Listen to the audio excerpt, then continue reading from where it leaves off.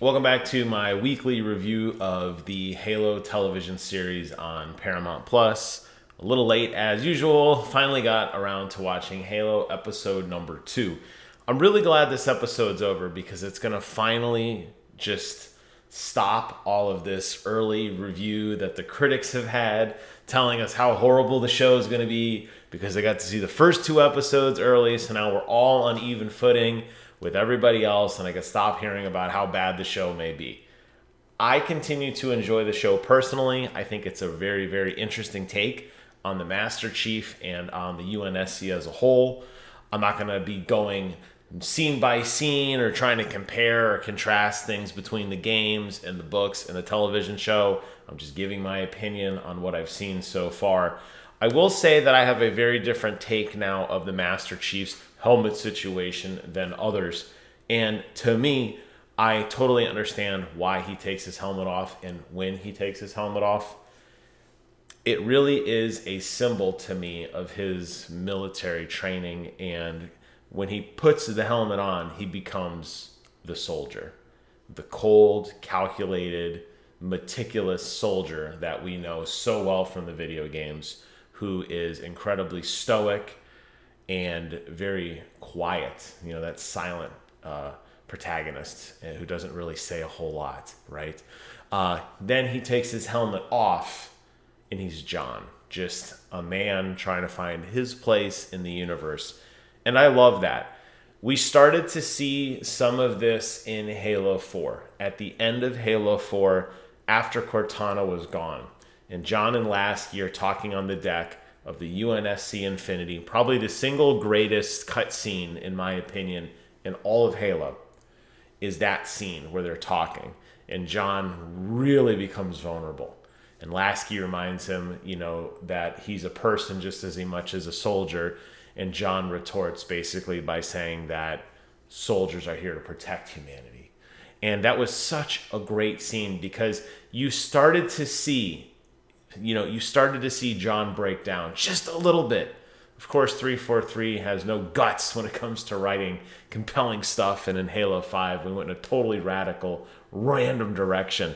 But you really started to see that, and I feel like the TV show picked up on that, and they're running with it, and I love that. I love that this is a vulnerable super soldier who is still processing. And we learned something interesting from Soren, who kind of reminds me of Samuel from the book series.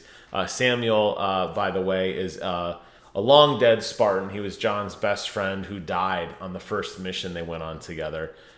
You may have heard Samuel's name when in Halo Infinity, when the Master Chief is entering in the codes to deactivate the weapon. He uses Samuel's name as one of the passwords. So obviously, I'm glad 343 at least acknowledges some of that. However, I don't want to get off on too much of a tangent, but I will say that Soren really reminds me a lot of Samuel. It's kind of like this innocent friendship that John had when he was younger. Obviously, their interaction in the show I thought was very heartfelt. Early on when he gave Samuel 5 minutes to get away, which in hindsight wasn't a lot of time, but it was really the Chief's way of being truthful to his friend and to his duty, and you're seeing the dichotomy of the soldier and the human. I really liked that scene quite a bit. I liked it again later when you could tell Chief was kind of lost. And I think accurately Soren basically says, listen, you're just running back to Halsey because you're scared. You're a scared little boy. And Chief looks scared. And he's like, hey, can you take care of Quan? I need to leave. And you could see Quan's face kind of like, my friend who saved my life multiple times now, once from the attack and once from the Order 72 to murder me. This guy's defying orders. He's leaving me with basically a random guy. And you could see the hurt in her face. And what was the Chief's response? He puts on his helmet. Yeah, he puts on his helmet and he becomes a soldier again. And you can't see the tears or the pain in his face because you can't see his face. And even though it hurt him, that scene was so powerful. So I don't understand where this criticism of the helmet coming on and off is really coming from, honestly. I think it's phenomenal. One of the other things that I'm very interested to see in the show is Cortana'S role.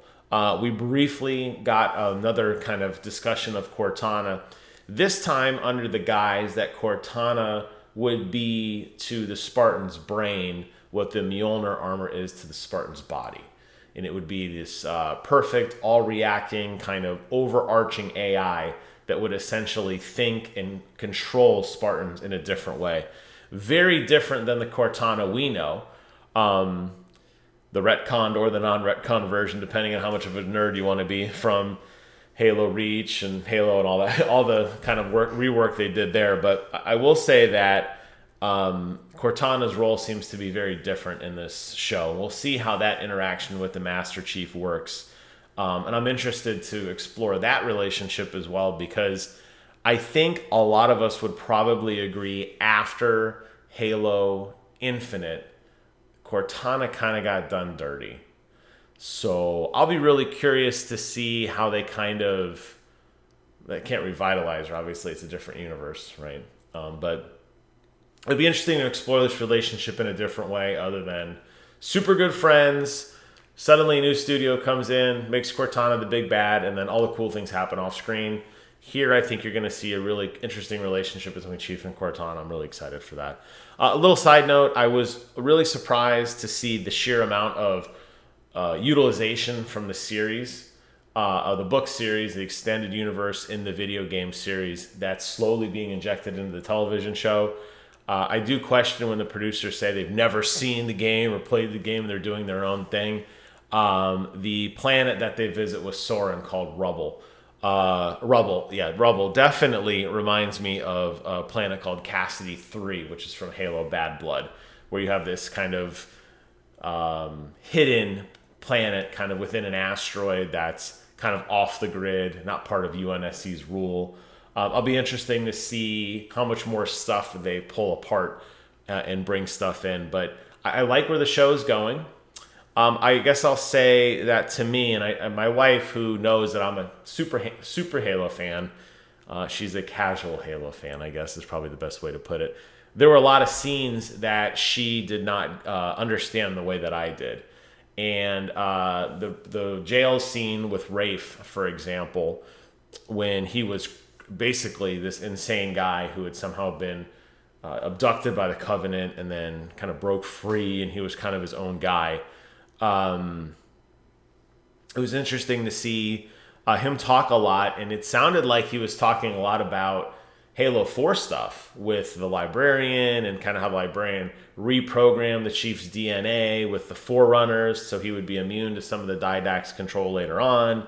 The way she talked about how he's like a chosen one, I thought that was interesting. And even the way that guy was talking about the rings and the Great Journey, which we all know is the Covenant's religious, nonsensical, solution to the world by inadvertently destroying it by firing off a halo. I'm starting to sense that this show isn't just for the casual fan. I think having a little bit of extended lore, or in my case, too much, may be a good thing, just to kind of fill in some of the gaps on the show. Obviously, I'm looking at it from that perspective of a super fan who's just enjoying his favorite thing in a different light. But I'm digging it. I love it. And I'm really glad that the show exists. I did this video solely, one, I'm going to do a review of each Halo episode, but I wanted to put some positivity out there because I'm really getting sick and tired of seeing everybody kind of bash this show when, and I'm not a defender of it in the sense I have no idea what's going to happen. Episode 3 might stink, but episode 2 is really good, and I'm just kind of tired of people just blindly bashing it, not knowing any better. There is a lot of parallels between this and the game and the books. Maybe not in the same chronological order, but there's definitely a lot of parallels leading in the same direction. So I'm excited for the ride. I can't wait for episode 3 to see where this takes us, and I will be back again at some point next week to give you guys my thoughts on chapter 3, and we'll see where this journey takes us. So with that, I'm closing out this video. I hope you guys have a wonderful weekend. Take care of yourselves, and until next time, I will see you guys on the other side.